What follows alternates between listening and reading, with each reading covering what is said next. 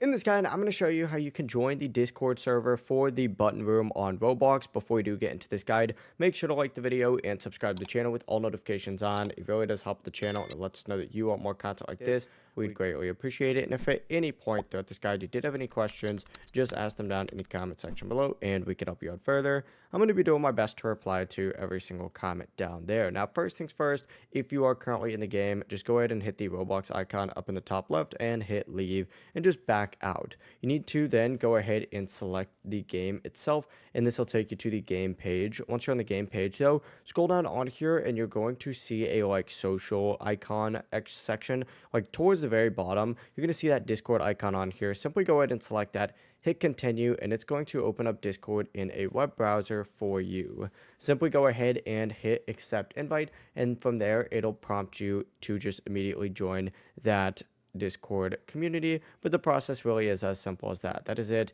If you guys had any questions, ask them down in the comment section below and we can help you out further. I'm going to be doing my best to reply to every single comment down there. Before you do leave this guide, make sure to like the video and subscribe to the channel with all notifications on. It really does help us out and it lets us know that you want more content like this. We'd greatly appreciate it. Have a great rest of your day though. Peace.